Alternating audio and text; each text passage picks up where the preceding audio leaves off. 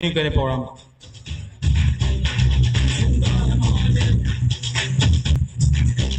अस्सलामुअलैकुम वरहमतुल्लाहि वबरकातुहू। आज 23 मार्च 2022 आज के दिन आज की जलसागाह में जो तमाम लोग मौजूद हैं और महाजिर कौमी मूवमेंट जो कि तसलसल से कराची में हर जगह कामयाबी से अपने जलसे मुनक़िद कर रही है, उसी की ये कड़ी है, उसी का एक ये सिलसिला है जो आज बैतुल हमजा ग्राउंड में हम और आप यहाँ जमा है। ये एक इत्तेफाक है कि 23 मार्च के दिन ही महाजिर कौमी मूवमेंट को जलसा करने की परमिशन मिली। हमने इजाजत भेजी थी, लेकिन ये इत्तेफाक है कि 23 मार्च के दिन ही अल्लाह ताला ने ये मंजूर किया कि हम अपने मोहतरम कायद की रहनुमाई में बैतुल हमजा में एक शानदार जलसा कर सकें। 23 मार्च 1940 को भी आपके हमारे बाप दादाओं ने भी लाहौर के मंटो पार्क में एक करारदाद मंजूर करवाई थी। वो आप ही के आबो अजदाद थे, उनका खून उतना ही जोश मार रहा था जितना आपका मार रहा है। ये इस बात का सबूत है कि आज के बाद महाजिर सिर्फ और सिर्फ महाजिर परचम तले महाजिर नाम के साथ जीना और मरना पसंद करेंगे।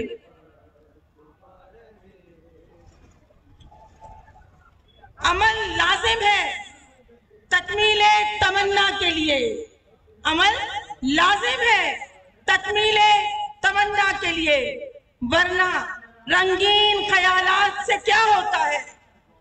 बंजर हो जमीन तो बरसात से क्या होता है, बंजर हो जमीन तो बरसात से क्या होता है, बेअमल हो दिल तो ख्यालात से क्या होता है।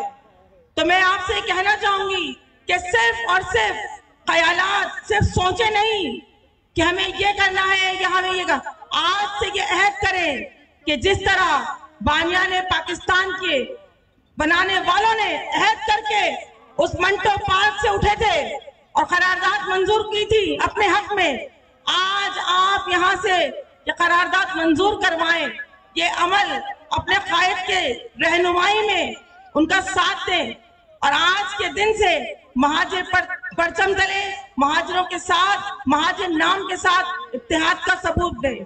अच्छा, आप तमाम ये बताइए, आप सब क्या अपनी खुशी से आए? आवाज नहीं आ रही? खुशी से आए या जबरदस्ती लाया गया है? खुशी से आए तो आप तैयार हैं सब नारा लगाने के लिए? नारा महाजिर, नारा आफाक। अब कौन करेगा रहनुमाई? बहुत शुक्रिया। अब मैं अपनी मरकजी ज्वाइंट सेक्रेटरी डॉक्टर निगत फातिमा से दरख्वास्त करूंगी कि वो स्टेज पर आए और अपने ख्यालात का इजहार करें।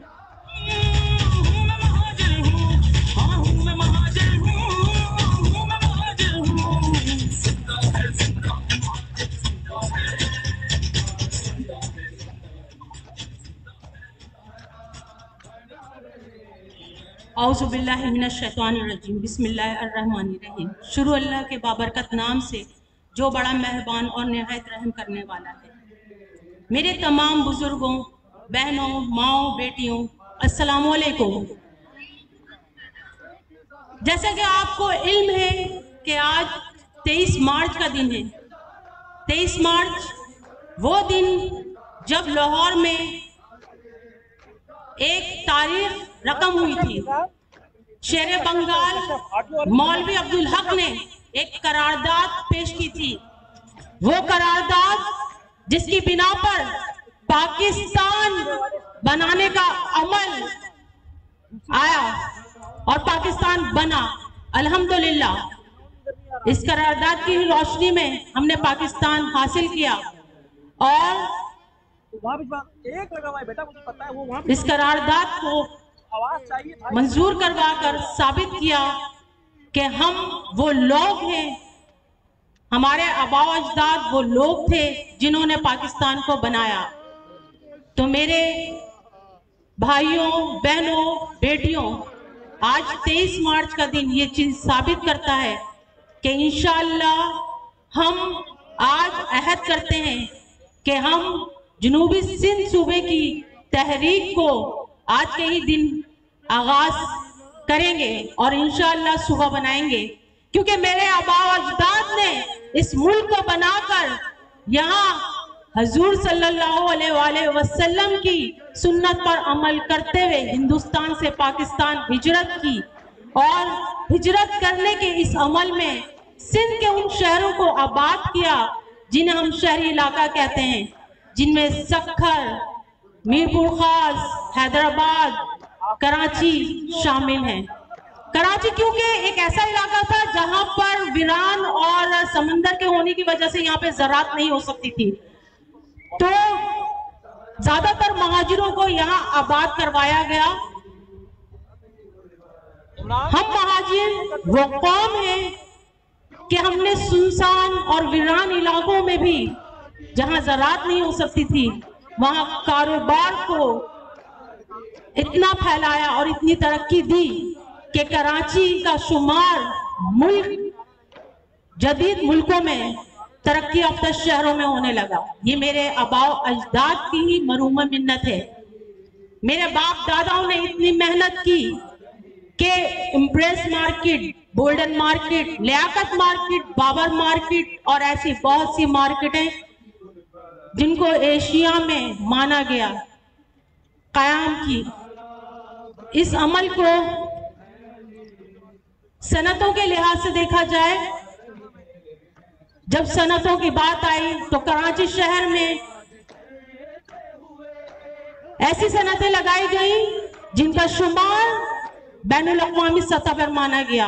दाऊद कॉटन मिल, गुल अहमद, अल करम, ये तमाम मिल्स और छोटी छोटी इंडस्ट्रियां मेरे आबा अजदाद महाजिर बुजुर्गों ने ही बनाई थी अल्हम्दुलिल्लाह।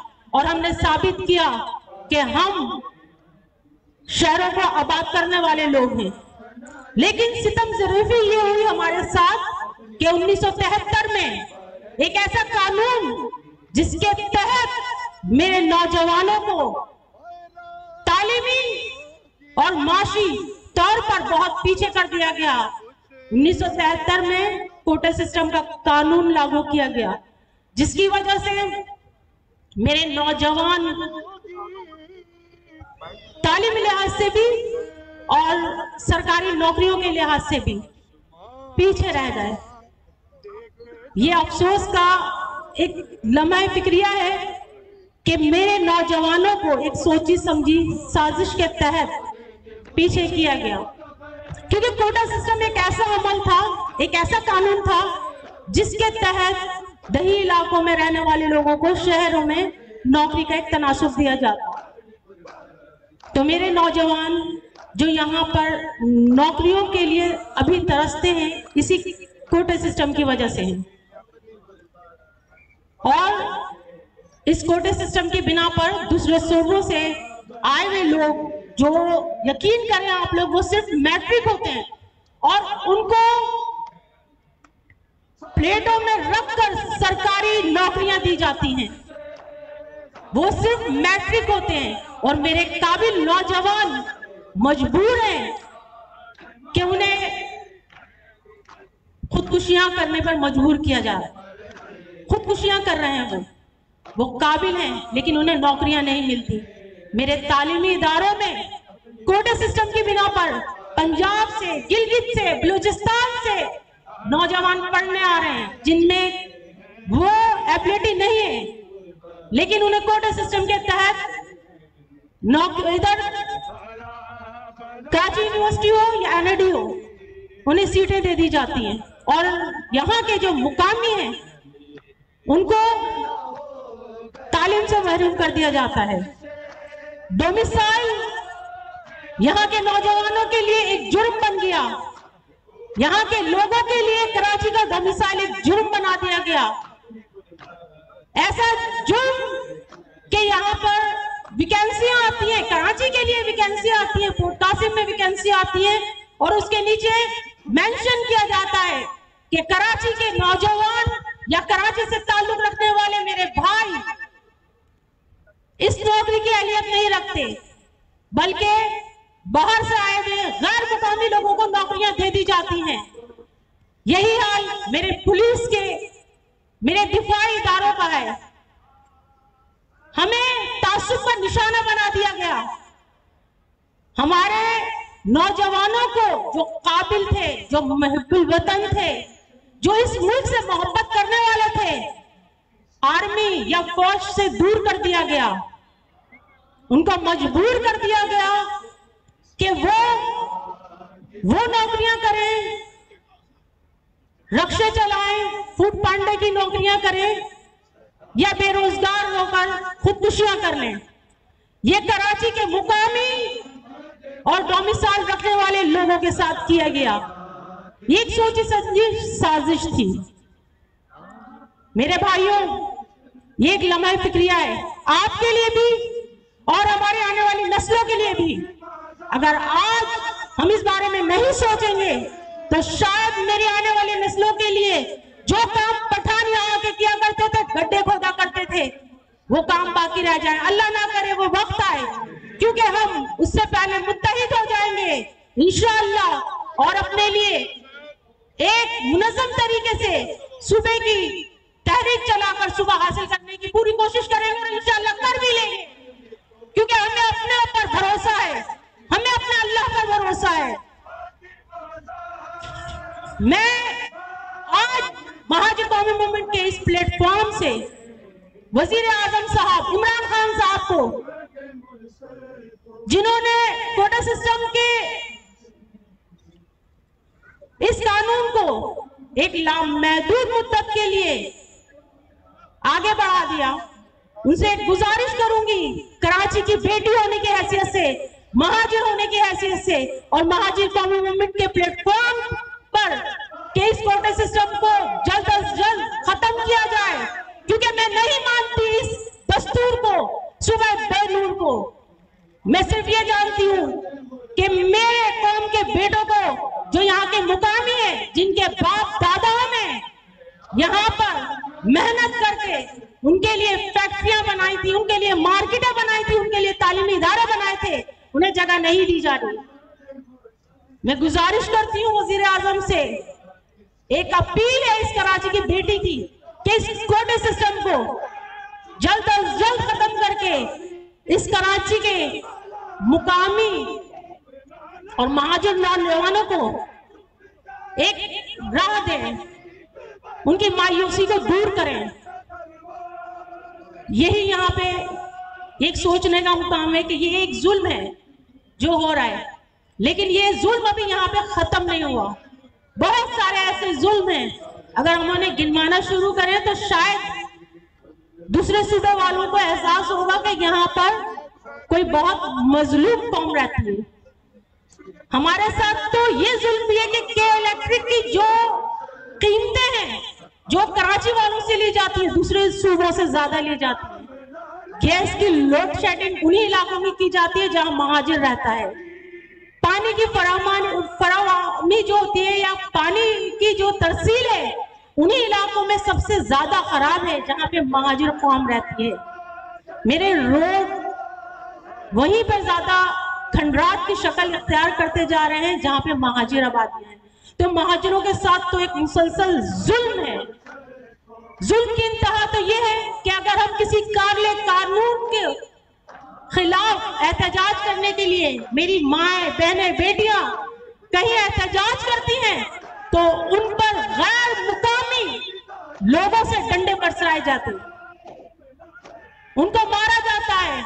उन माँ बेटियों को जिनको उनके घर पर उनके बाप भाइयों ने कभी उफ तक ना किया है, उनको कभी कोई गलत बात नहीं कही, उन्हें 20 शाहराहों पर मारा गया, जलील किया गया। ये जुल्म की इंतहा है।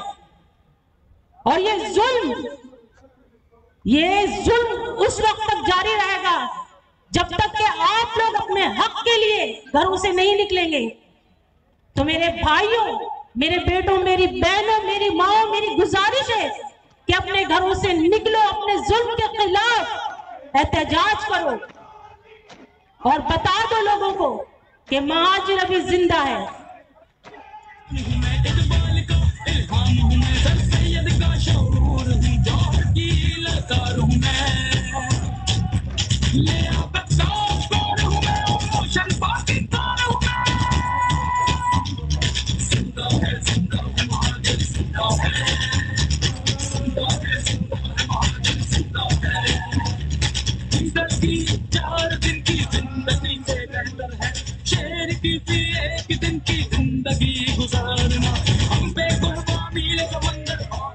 क्योंकि ये हकीकत है, जुल्म तो जुल्म है, जब हद से बढ़ता है तो मिट जाता है। खून तो खून है, जब टपकता है तो जम जाता है। आज मैं 23 मार्च 2022 बैतुल हमजा के इस ग्राउंड में आप सबसे ये वादा लेना चाहती हूँ कि हम अपने नाम को फख्र के साथ पेश करते हुए जनूबी सिंध सूबे की तहरीक में अपने मुखलिस लीडर चेयरमैन जनाब अफाक अहमद भाई के साथ हैं। साथ हैं, साथ हैं, हाथ खड़ा करके बोले, जोश से बोले, ये आपके सूबे की बात है। साथ हैं और इंशाअल्लाह जनूबी सिंध सूबा तो बनेगा। कराची कल भी हमारा था, आज भी हमारा है और इंशाअल्लाह कल भी हमारा ही रहेगा।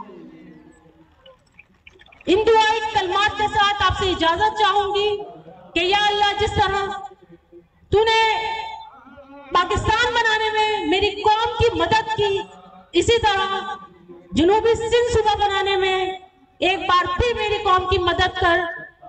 आमीन सुम्मा आमीन। शुक्रिया, बहुत मेहरबानी आप सबके यहाँ तशरीफ आने का।